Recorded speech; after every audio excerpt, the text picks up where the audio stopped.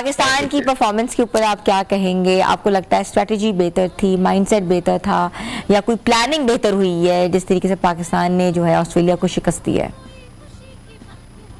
देखिए, एक बात यह है कि आप चूंकि वर्ल्ड कप से इससे पहले सीरीज से पाकिस्तान टीम के हेड कोच माइक हैसन ने कहा था कि वर्ल्ड कप की तैयारियों के लिए मैचेस कम है, और अगर आप इसका मतलब ये है कि ये वाली सीरीज वर्ल्ड कप की तैयारियों का हिस्सा ही समझी जानी चाहिए। और अगर आप वर्ल्ड कप की तैयारियों का हिस्सा इसको समझते हैं तो फिर ये सीरीज जिसमें आपने इंतहाई साजगार पिचेस बनाए स्पिन बॉलर्स के लिए रखती हैं, और जब आप साउथ अफ्रीका में, नामीबिया में या जिम्बाब्वे में मैचेस खेलेंगे तो क्या वहां पर ऐसे पिचेस होंगे? क्या आईसीसी के टूर्नामेंट्स में इस तरह के पिचेस होते हैं जहां पर 150 के मैचेस होने हर जगह पे? आप कोई एक दो मैचेस आप कहेंगे टूर्नामेंट में इस तरह के हो जाए तो कुछ कहा नहीं जा सकता, लेकिन क्या एक के बाद एक 3 मैचेस इस तरह के खेले जाते हैं आईसीसी के इवेंट्स में? अभी श्रीलंका में और इंडिया में वर्ल्ड कप हुआ T20 का, क्या वहां पर स्पिन पिचेस नहीं होते हैं? और क्या पाकिस्तान जब श्रीलंका खेलने के लिए गया था ये 2026 का वर्ल्ड कप T20 का, तो ये रावलपिंडी में स्पिन पिचेस पर खेल के नहीं गए थे तैयारियां करके कि श्रीलंका में इतने ऐसे पिचेस मिलेंगे, और स्पिनर्स की भरमार भी कर दी थी उसमें, तो क्या उसका नतीजा निकला? इसी तरीके से 23 का वर्ल्ड कप पाकिस्तान इंडिया में खेला तो क्या इंडिया में स्पिन पिचेस नहीं बनते? तो क्या आईसीसी के उस इवेंट में वैसे पिचेस बने थे जैसे पाकिस्तान बता रहा था? और फिर सबसे बड़ी बात यह है कि पाकिस्तान बांग्लादेश के खिलाफ T20 मैचों की सीरीज हारा था, तो ये माइक हैसन साहब ने कहा था कि ये तो इंटरनेशनल स्टैंडर्ड के पिचेस ही नहीं है। तो ये किस किस्म के पिचेस है? इनका क्या स्टैंडर्ड था जहां पर ये पाकिस्तान अच्छा, मैच बहुत लो स्कोरिंग रहा है, आपने देखा होगा कि match was very low scoring. हाँ जी, तो ये क्या मतलब जो आपने जो हिकमत अमली की बात की या माइंडसेट की बात की, जो आपका सवाल भी था, तो ये क्या हिकमत अमली थी या क्या माइंडसेट था? ये तो सिर्फ यही माइंडसेट था कि हम अपने मैदानों पर किसी भी तरीके से कोई मैच हारना नहीं चाहते हैं, ताकि अभी हम बांग्लादेश से 2 टेस्ट मैच हार कर आए हैं, और ऑस्ट्रेलिया की इस टीम के खिलाफ भी हमने जहां पर उनके कोई मतलब एक फास्ट बॉलर के साथ खेले यार, वो उनके टॉप प्लेयर्स नहीं है, उसके बावजूद आपने इतनी नेगेटिव क्रिकेट खेली है, इतनी मनफी हिकमत अमली और अप्रोच के साथ आप गए हैं, तो ये क्या कहा जा सकता है? ये कोई वर्ल्ड कप की तैयारियां नहीं है, ये सिर्फ और सिर्फ अपने आप को बचाने की एक हिकमत अमली थी, और जिसमें वो बज़ाहिर और इन नंबर्स के एतबार से कामयाब हुए हैं, लेकिन इसका पाकिस्तान की। अच्छा हाफिज, आपको ये लगता है कि पाकिस्तान अपनी रैंकिंग बेहतर कर रहा है?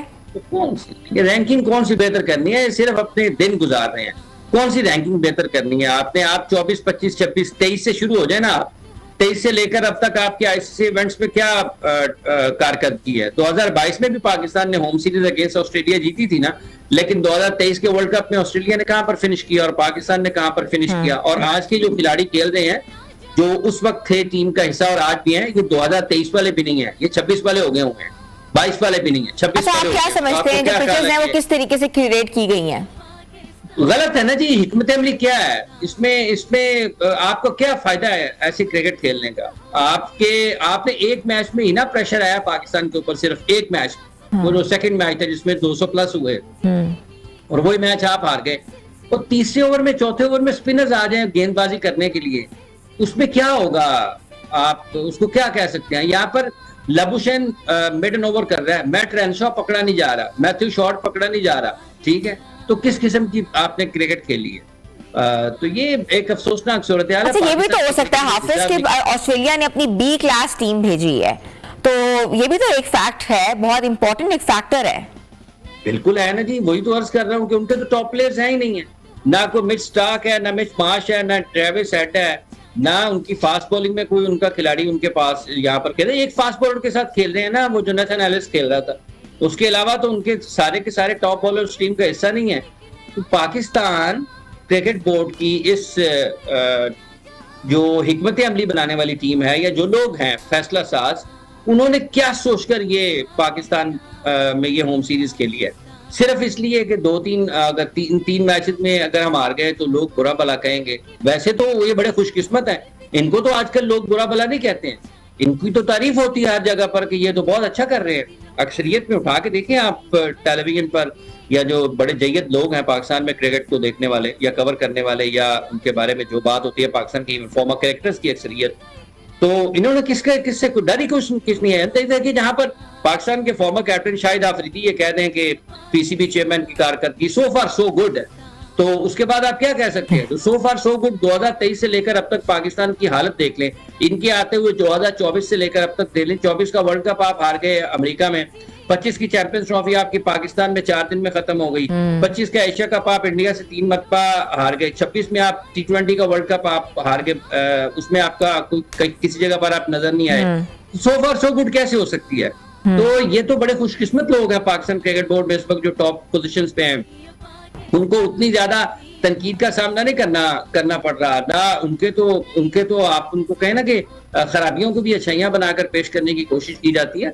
देखें बात यह है कि क्रिकेटर्स को आप उनकी जाती कारकर्दगी के हवाले से हमेशा कटहरे में खड़ा करते हैं, लेकिन उनको सिलेक्ट कौन करता है। जो सिलेक्शन कमेटी है, सिलेक्शन कमेटी को सिलेक्ट करने वाले कौन है। तो जो फैसला साज हैं, जैसे शाहिद साहब ने कहा कि बड़े काम नहीं करते, बड़े काम करते हैं। ट्रंप अमेरिका का सदर है, वो बड़ा ही है ना, काम कर रहा है ना। शहबाज शरीफ साहब पाकिस्तान के वजीर आजम है, बड़े हैं, काम कर रहे हैं ना। बड़ों के काम फैसले करना होता है, और अगर बड़े फैसले भी ठीक ना कर पाए तो फिर इसका मतलब ये है कि वो बड़ों को अपने फैसला साजी की कुव्वत को और उसकी सलाहियत को ठीक करने की जरूरत होती है। तो अच्छा, गवर्नेंस के ऊपर तो हमेशा से हमने बात की है, हाफिज आपको पता ही है, गवर्नेंस के ऊपर बात हुई है, चेयरमैन के ऊपर भी, उनकी चीज़ों के ऊपर भी हुआ है। Although he has taken lot of positive steps, but obviously उनके अंडर भी तो बहुत सी टीम्स हैं जो कि काम कर रही हैं, जो कि जिस तरह का मशवरा देंगी। अब आपको पता है रिस्पॉन्सिबल वही है जी, मशवरा नहीं तो वही होगा ना, वही है।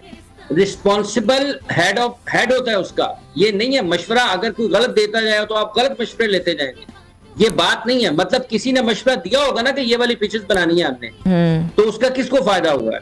आप देखें कि आपके 2 नए ओपनर्स हैं, बाज सदाकत भी और साहिबजादा फरहान भी, तो दोनों की कारकर्दगी क्या है। ठीक है, आपका विकेट कीपर बैट्समैन नया गाजी गौरी, उसकी कारकर्दगी क्या है इन 3 मैचेस की सीरीज में। ठीक है, आपकी टीम में सिर्फ 2 स्पेशलिस्ट मिडल ऑर्डर खेल रहे हैं बैटर्स, बाबर आजम और सलमान अली आगा, और बाबर आजम आउट होते हैं तो आपकी टीम के पीछे नजर कोई नहीं आता कि इसमें खेलेगा कौन। कल के 150 के मैच में भी टॉप स्कोरर वो है। सलमान अली आगा की कारकर्दगी क्या है। आपका 7वें 8वें नंबर पर एक बैट्समैन, एक खिलाड़ी आता है जिसको हेड कोच ने बैटिंग ऑलराउंडर कह दिया, उसकी कारकर्दगी क्या है। उसके 2 मैचों में उसको विकेट नहीं मिला, तो ये कोई फैसले कर रहा है ना, तो आंखें बंद कर लें लोग, आंखें कहें जी ठीक है जी, जो उनकी नीचे टीमें काम कर रही हैं उनसे पूछना है, तो उनसे मैंने और आपने पूछना है। तो जो उनको लगाएगा, जिसने उनकी तकर्री की है, जिन्होंने उसको इख्तियारात दिए हैं, तो वो ही पूछेगा ना उनको। तो अगर वो नहीं पूछ रहे हैं तो सारे के सारे अपनी अपनी जगह पर जिम्मेदार है ना भैया। आप बाबर आजम को ड्रॉप कर देते हैं, आप नसीम शाह को ड्रॉप कर देते हैं, आप पाकिस्तान के बड़े बड़े खिलाड़ियों को टीम से बाहर कर देते हैं।